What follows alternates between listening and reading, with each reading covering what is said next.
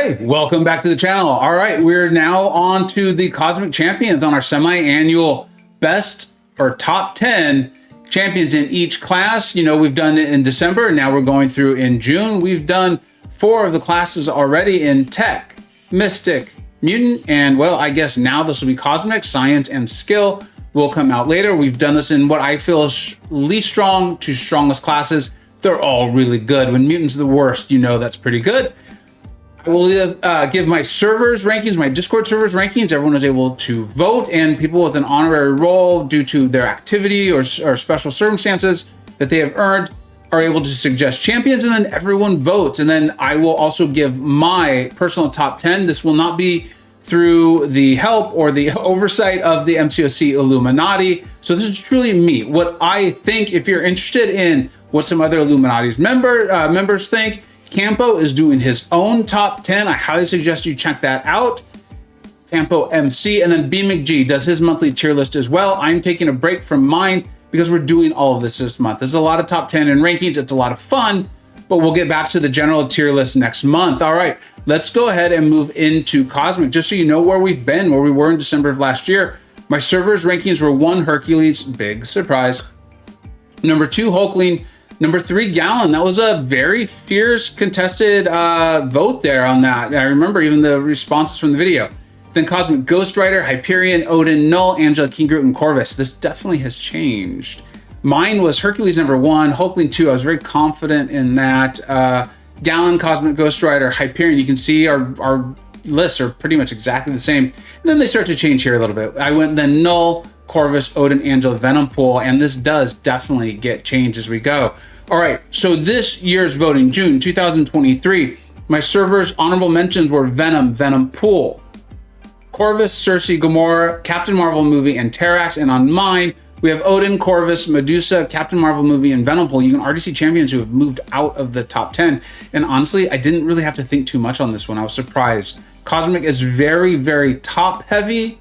But even then, I was surprised at how easily I was like, no, I think this champion's more valuable now, more relevant, more widely usable, better, and more helpful for an account. All right, let's jump into this. Number 10, like I said, I'll give you my servers listings, and then I will talk about mine. That was a requested change from last year. I'm happy to do it. So here we go. Number 10 on my servers listings was Angela, but number 10 on mine also happened to be Angela. Now you're going to want her at that really high sig, right? But when you get her up to that, she's nullifying auto block, ability accuracy, basically immune with the way she gets her buffs and things like that, and then the damaging debuffs as well too. That is exceptionally rare in the Cosmic class. Now, hopefully you caught my Mystic video on this, and we talked about how these very unique abilities in a class, along with also the damage to make it worth your while, can create long-lasting, timeless champions who can ebb and flow in their prominence in this. I think Angela is someone who's she's holding on, and she's holding on well. I will not be surprised if in December of this year, even with some new Cosmic champions coming out, we still see Angela at this rank, or at least at honorable mention, possibly even moving up. The reason she might not is as we move in the game more and more towards 7 stars, I do think their signature abilities will be tough to get to really high levels, but that's off in the future. Right now, she, in my opinion, and in my servers, definitely in that top 10. Number 9 in my servers rankings was actually Odin, and there was a bit of a tier jump there. I want to point that out. And honestly, oddly enough, he's also number 9 in mine. And I also do think of it as a bit of a tier, and you'll see that as we continue to go through. Now, his buff was obviously very good, right? This feels like a lot of the buffs that we're getting now is maybe taking away, or sometimes not even doing that, these very large, high, huge theoretical maximum ceilings, and shortening the ramp considerably. And that's what happened to him, even with some things in out of his signature ability. And I want to keep an eye on Gorr. He's someone that I could see at the end of the year, us having pushed up probably, or maybe a considerable amount. And I say that because I think it's all due to the long form content. It sounds like, I feel like we may get something, or I mean, eventually they have to make some or new Abyss type content for us, and Gorr seems like someone who might be very well situated for that. So, you know, he can be used in Battlegrounds, he can be used in War, he can obviously be used in just regular story content. But if he gets a prominent role in whatever the newest Abyss type of content is, his stock will shoot through the roof. Let's see if and when that happens. Moving on to number 8, my server, very smart server, keep that in mind too, had Medusa as a number 8, and this was a tier jump over Odin. I've now made that correction, as I'm sure you saw. She's awesome, and she's still, there's still a lot of robots out there, and she can shut them down. And additionally, it's not just the robots. So we see that. I recognize how powerful she is. That's why I had her in my top 10 honorable mention. And keep in mind how many champions in this game. Just making it to the top 10 or even the honorable mention means this is a very powerful champion. If you hear me criticizing or critiquing them, that's just because we're looking for ways to separate them. And at some point, it gets very tough to do. Now, my number 8, as you can see on the screen, is King Groot. I happen to be in the same alliance as Simula, but even before that happened, because that's a relatively new thing given the length of time we've played this game, I was a big fan of his channel. I follow him and I see all the things he does with King Groot. So I'm aware of how often, for some reason you couldn't bring in Hercules or something like that into Alliance Quest. So many people would bring in King Groot because that healing is immense. He has a lot of the utility too, with the power manipulation or anti-power manipulation that we like in some of these other cosmic champions. I really think that this is a champion that it's hard, right? It's difficult because I think your really super high tier players are often like, well, I don't need him, right? I'd rather go with like my Hulklings or my Galans. And I get that, I respect that. And I've honestly done my own version of that too.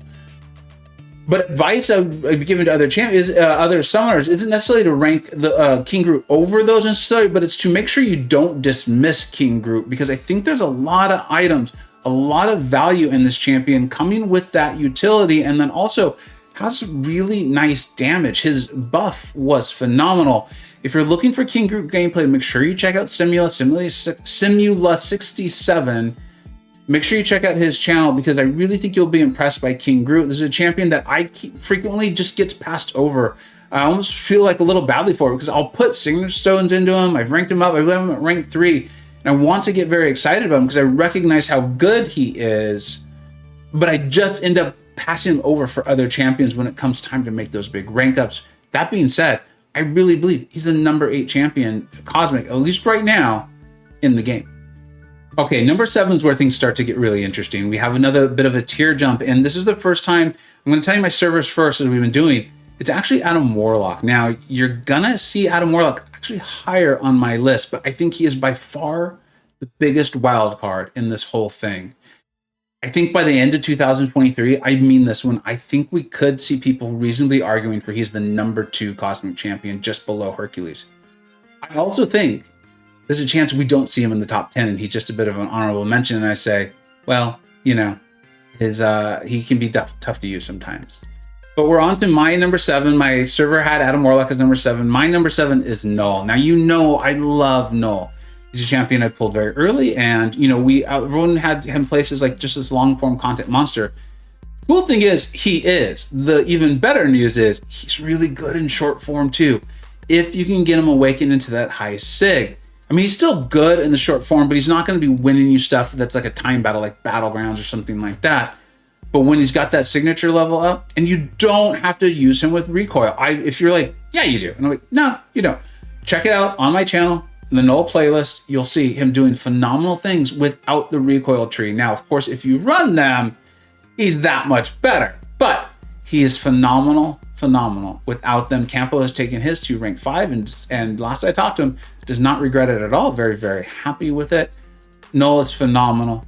We're very comfortable with him as the number 7 champion. And if long form content, kind of like I said with Gorr, if somehow Null is usable for it, or it makes sense for us, I think we're going to see his stock rise significantly, which is saying something considering I already have him ranked as the number 7 best champion in the whole Cosmic class, which I know a lot of you out there probably think is the best class in the whole game already. Moving on to the number 6 champion, my server actually has Null. So you can see there's not a big disagreement. This was also another bit of a slight tier jump here. Just seriously aging like fine wine. I mean, look at this. This was Hyperion was released in December of 2016. That's almost 7 years ago. And they had to hold him back, or they chose to hold him back, being Kabam, from coming into a 6-star because of how powerful he is. As you know, or I hope you know, because he's been in the game for so long, Just get him to Sig 1. That's all you really need. I love a champion like this. I wish he got more from the growing Sig, but I love a champion where just that initial awakening, you get something, right? We've talked about that. I think it's a phenomenal way for the champion to be good. Sig 1, you get something. Every Sig level after that, something else gets better. I love that. I love that. Hyperion feels like the early model of that, right? Like he's the beta, I guess, on this, because it's 2016.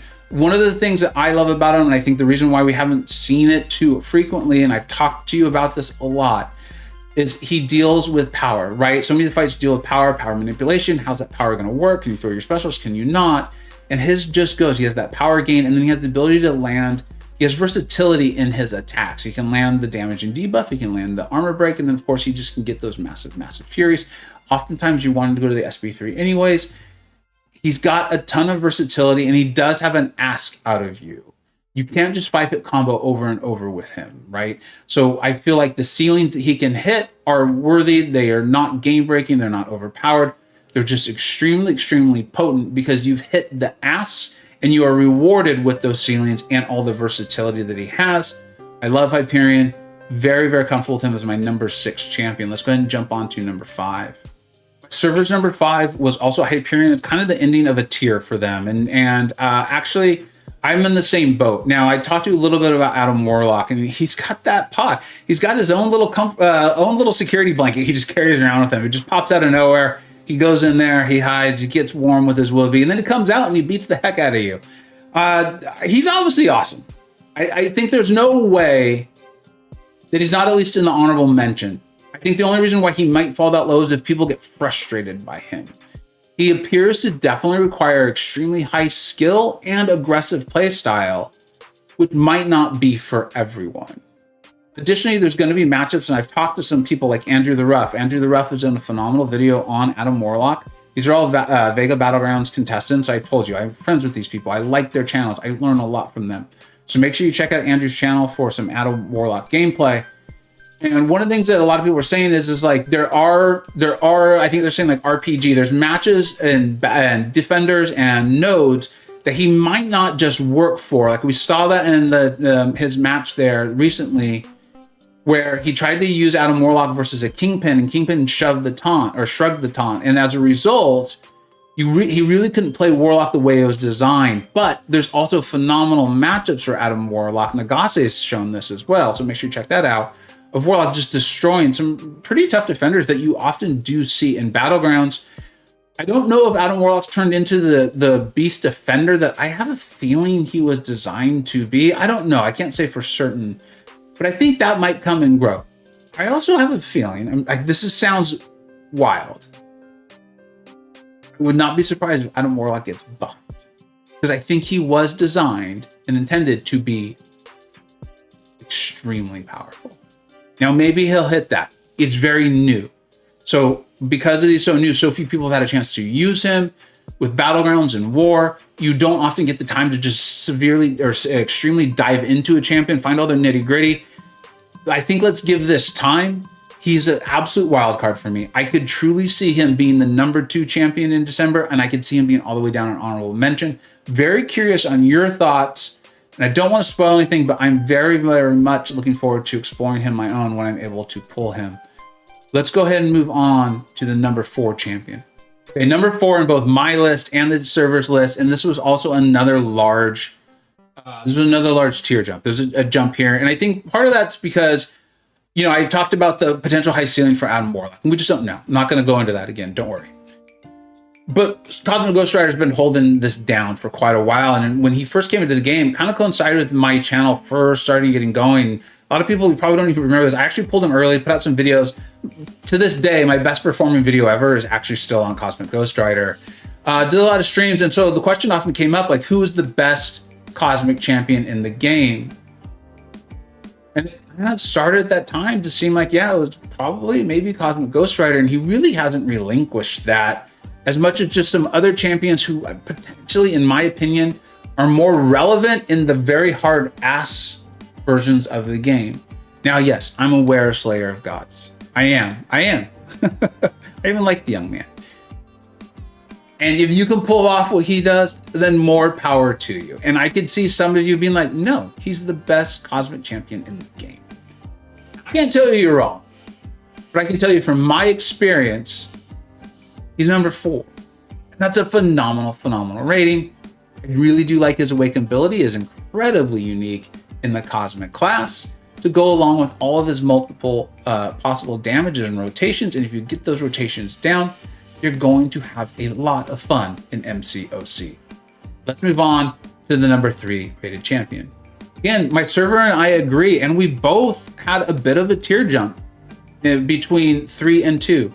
We had Galan and CGR about the same, and I'm very happy about this. I sometimes get things wrong, but I like to make prognostications. I like to make use guesstimates, my educated guesses, pick up on things, read the tea leaves. I'm like, this is where I think the game is going. I try to give that information, and you see me with my rank ups and the way I'm playing the game do the same thing. And when Galan came into the game, I told you he is amazing. I also told you I don't think he's going to get nerfed. And we were seeing these outrageous kills of like Penny Parker on lane 3, if I recall correctly, and Alliance War. And I was like, because he's designed to destroy that. That is literally what he is meant to do. And we had a Battlegrounds meta that was providing the same sort of outrageous highlights. And I explained, it's like, when that's no longer the case, when that's not the meta, when that's not the node, and people are like, okay, I guess we shouldn't place Penny Parker on lane 3, I think you're going to see a champion who's still outrageously, extremely powerful and valuable, and you want him, but he's not someone who people are going to say like, oh, this has got to get nerfed, because that's not what he's doing all the time. In fact, it's very, very rare, and to the point of, if you're placing a Penny Parker in Battlegrounds and your opponent has Galan, you kind of deserve it. Like, you just do. But he can also obviously take things and other champions that are difficult defenders, but you have to know how to use them. The ask is high, or it's at least not easy. And then because his damage doesn't change with increases in attack or decreases in attack, it's basically fixed according to the rank. So you've got to rank him as high as possible to get his maximum damage output, and as health pools grow, that means you're not going to just get there in 1 or 2 harvests, right? You've got to really work for it. I'm not saying he's not phenomenal. Remember, I told you this is a top 10 list, so I'm going to be looking and picking out the tiniest of flaws to differentiate between the best 10 champions of the whole game.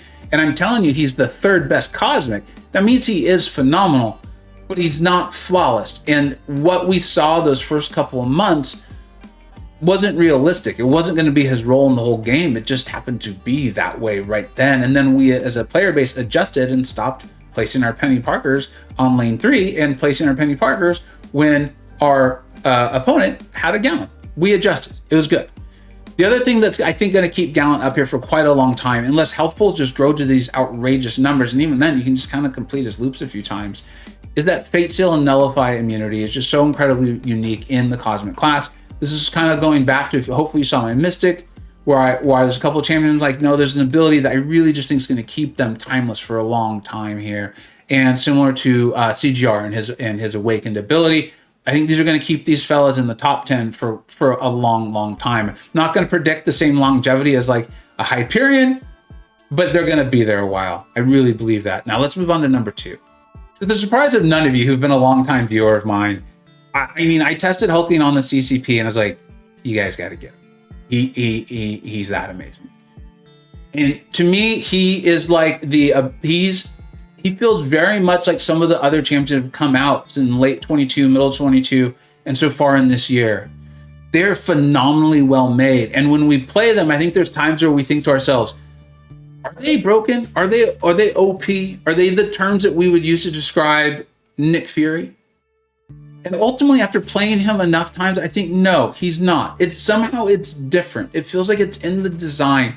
And things are asked of us. If we do it properly, or if we're able to handle the defender and the node well, and still set up Hulkling, then we get rewarded with something very fun and very cool, right? And we enjoy that. That's why we want to go and get these champions. If they were all just vanilla, right, then we'd be like, oh, the top 10s, really, I guess like the top 100, they're all really the same. Or there's no excitement in playing them. Hulkling to me is the epitome of this, of the good version. he is very powerful. When you're able to set up his hits into the block, and you're able to go unblockable, and you're then able to land that big SB2, and you've got him in a nice high sig level, and you hold on to those Fury buffs. I mean, I put out the video of him because he's my first rank 5. And I was using him in Battlegrounds, and I kind of caught on, and BMcG helped me out, and Campo, and DLL, and others. And they're like, yeah, you can actually get to your SB2 because of his power gain before the defender even gets a chance to throw a special. But you got to play him right. You got to play him well. You got to land your parries. You can't get over cornered. And then he rewards you.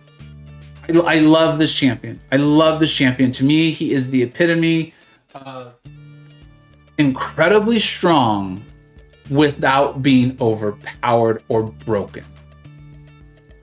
There's other champions that we've talked about like this, and I spoke about it in the same way. I feel like it's something that as I get better at the game, it's kind of a feeling, but it's something that I can analyze and then put into words when we go into the skill class and then also into science, which will be coming after this one.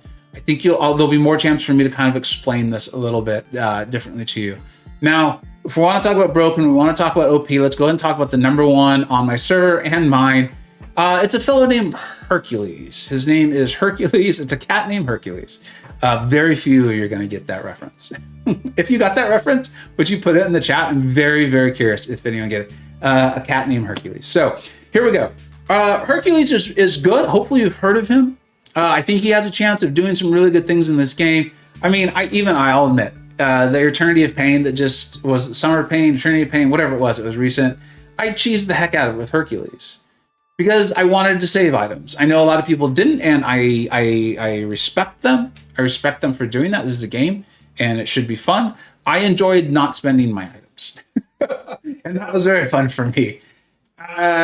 He's broken though. Like when I play him, I can respect that. I can get that you're like, how do you possibly slow this guy down? And it's not just in like his abilities, as far as like his loops or the challenges of the fights. It feels like you constantly have something that's like a safety net, right? Where you're like, well, I got to go for my intercepts. Here I go. I've got the Infuriate. I like Infuriate, by the way. I'm not trying to down Infuriate. But it's like, oh, I messed this up. I should have gone for the light, but I not learned how to do light intercept, so I went for the medium, and it didn't work out because the defender decided to throw his light and then punch me upside the head. But it's cool because I can go immortal for 12 seconds. And as long as I hit the defender, which isn't that hard to do because I'm unblockable and I do so much damage, I'm probably going to kill them. And since I'm running the recoil tree and he has these resistances, I'm also going to heal up while this happens. I love Hercules. I like playing him when he was in the CCP. I was still very early on there, and I was like, I like this guy. I like I like the chest flex when he's done. As I said it then, he reminds me of someone of these guys. I was actually one of them. I'm sure none of you are surprised by this. He's one of these guys that was telling dad jokes before he was actually a dad. Like there's just this corny, silly funniness about him. Ironically, my favorite thing about Hercules is, I can't even think of what it's called, but it's buff off the SP1 that allows me to bypass miss. I use that so much. I feel like miss is becoming a bigger part of the game, and somehow Hercules' value, relevance in MCoC has actually increased over time, in my opinion. And I feel actually pretty strongly about that because we've gotten more champions who miss than we have troublesome evaders. So like the thing he didn't have, right? He didn't have a way to counter evaders. It became less of a problem somehow. He's phenomenal. He's amazing. When we do the top 20 champions in all of MCoC, I'll probably break that into 2 points. I don't think I'm spoiling anything. He's going to be number 1. Let me know. I hope you're enjoying these. I enjoy the heck out of this. I hope you can tell. These are some of my favorite videos to make.